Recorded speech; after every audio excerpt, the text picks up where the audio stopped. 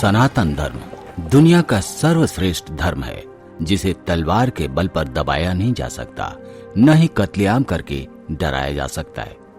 देखते देखते संसार के कितने पंथों और मजहबों का अंत हो गया, लेकिन हिंदू धर्म अभी भी अपनी जगह से डिगा नहीं है।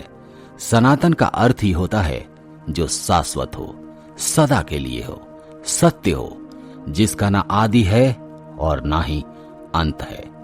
दोस्तों, हिंदुस्तान में इस्लाम धर्म को मानने वाले 15% लोग हैं और गैर इस्लाम 85%। लेकिन ये 15% मुसलमान लोग अजान पढ़कर चिल्ला चिल्ला कर दिन में 5 बार 85% गैर इस्लामिक लोगों को लाउड स्पीकर से सुनाते हैं कि हमारा ही अल्लाह सर्वश्रेष्ठ है, और जो हमारे अल्लाह को नहीं मानता वो काफिर है, वो मार देने योग्य है। कुरान तो खुद कहता है कि तुम टेररिस्ट बनो। कुरान का हुक्म है, अल्लाह के दुश्मनों के खिलाफ टेररिस्ट बनने का हुक्म कुरान हमें कहता है, लेकिन अल्लाह वालों के खिलाफ नहीं, नेक लोगों के खिलाफ नहीं।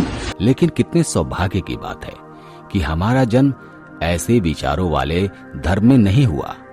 हमारे हिंदू धर्म में विचारों को और तथ्यों को रखने की खुली आजादी है।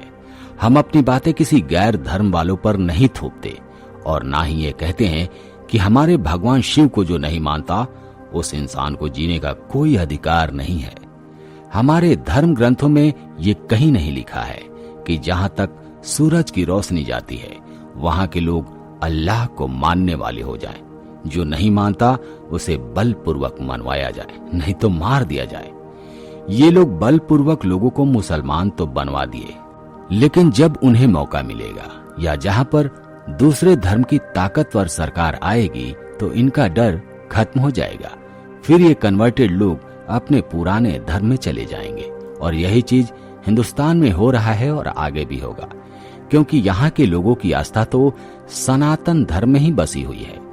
हमारे धर्म ग्रंथों में अहम बात यह है कि मैं ही ब्रह्मा, हम लोग हम में, तुम में, खड़ग में, खम में, सब में है भगवान। मतलब ईश्वर हर एक कण हर एक जगह पर है।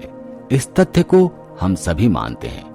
जिस धर्म का इतना बेहद सोच होगा और विचारधारा होगी, उससे कोई क्यों नहीं प्रभावित होगा। इसलिए धर्म के तत्वों को दुनिया भर में अपनाने वाले लोगों की संख्या लाखों में है।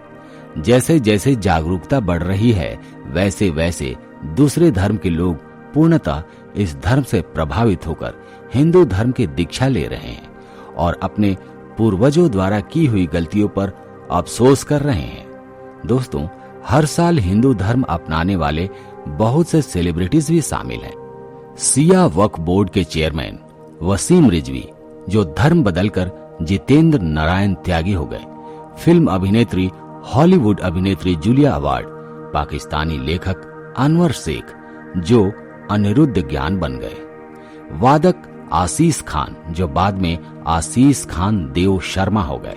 ऐसे ही हजारों लाखों विख्यात लोग ईसाई और इस्लाम धर्म को छोड़कर हिंदू बन रहे हैं और घर वापसी कर रहे हैं। तो हमें अपने धर्म, अपनी सभ्यता पर गर्व क्यों नहीं होना चाहिए। भारत, नेपाल और मॉरिशस में तो हिंदू पहले से ही बहुसंख्यक हैं। अनुमानित रूप से विश्व के करीब 52 से अधिक देशों में अच्छी संख्या में हिंदू रहते हैं। इसमें अमेरिका, कनाडा, रसिया, ऑस्ट्रेलिया, यूक्रेन, दक्षिण कोरिया, जापान, दक्षिण अफ्रीका, सूरीनाम, मॉरिशस और थाईलैंड का नाम प्रमुखता से लिया जाता है। इन सभी देशों के अधिकतर लोग मानने लगे हैं कि हमारे पूर्वज सनातनी ही थे, तो हमें भी अब पुनः हिंदू धर्म को अपना लेना चाहिए। आपको सुनकर आश्चर्य होगा कि दुनिया की सबसे ऊंची भगवान गणेश की मूर्ति भारत या नेपाल में नहीं है, बल्कि थाईलैंड के चारों दिशाओं में है। हाल ही में दुनिया की सबसे बड़ी शिव प्रतिमा का अनावरण दक्षिण अफ्रीका में किया गया। दोस्तों, विश्व का सबसे बड़ा मुस्लिम देश इंडोनेशिया के पूर्वी जामा में माउंट ब्रोमो ज्वालामुखी है। इसके मुख पर भगवान गणेश की एक मूर्ति है। ऐसी मान्यता है कि माउंट ब्रोमो के आसपास रहने वाले लोगों के लिए इसका बहुत महत्व है।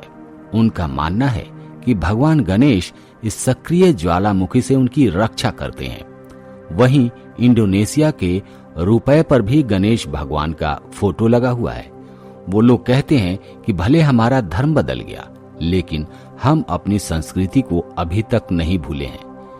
इसी से हिंदुस्तान के सनातन धर्मियों को यह बात ध्यान से सुननी चाहिए। धर्मनिरपेक्ष बनकर हिंदू राष्ट्र नहीं बनाया जा सकता और ना ही अपने सभ्यता को बचाया जा सकता है। पूर्वजों द्वारा दी गई संस्कृति और सभ्यता को बचाने के लिए हम सबको एकजुट होकर संपूर्ण सनातन के प्रति निछावर होना पड़ेगा। हर एक बालक, हर आदमी के मुख पर सदैव राम का नाम हो, कृष्ण का नाम हो। हमें अत्यंत आस्थावादी बनना ही होगा। तभी तो इस शताब्दी के महान भविष्यवक्ता ने हिंदू और इस्लाम के ऊपर जो भविष्यवाणी की है वह आपको जानने योग्य है। उन्होंने अपनी भविष्यवाणी में लिखा है कि भारत में आध्यात्मिकता तथा सनातन धर्म की जो लहर उठेगी वह सारे विश्व में छा जाएगी। भारत पूरी दुनिया का प्रतिनिधित्व करने वाला देश बनेगा। मूल सनातन हिंदुत्व का पूरी दुनिया में डंका बजेगा, जिससे अपनी शांति और आध्यात्मिक शक्तियों से भारत एक बार फिर से दुनिया का गुरु बन जाएगा। वहीं फ्रांस के महान भविष्यवक्ता मास्टर देमस ने भी अपनी किताब सेंचुरी में लिखा है, सागर के नाम वाला धर्म चांद पर निर्भर रहने वालों के मुकाबले तेजी से पनपेगा और उसे भयभीत कर देगा। दोस्तों, चांद पर आधारित धर्म एक ही है, इस्लाम धर्म। और दुनिया में जितने भी सागर हैं उनमें से सिर्फ हिंद महासागर के नाम पर एक ही धर्म है, जिसे हिंदू धर्म कहते हैं। ये तो अब हमें देखने में मजा आ रहा है कि हमारा सनातन समाज अब अपनी सभ्यता, संस्कृति और इतिहासों को लेकर जागृत हो रहा है, अपने धरोहर को जागृत कर रहा है। और जो जागृत नहीं हुए हैं उनको जगाना भी हमारा ही काम है। तभी तो हमारे धर्म का डंका पूरे विश्व में एक बार फिर से बजेगा और हम फिर से सोने की चिड़िया और विश्व गुरु बन जाएंगे। तो धन्यवाद दोस्तों। यदि आपको ये वृत्तांत अच्छा लगा हो तो कृपया करके हमारे चैनल को सब्सक्राइब करें। धन्यवाद। हर हर महादेव। जय सनातन धर्म।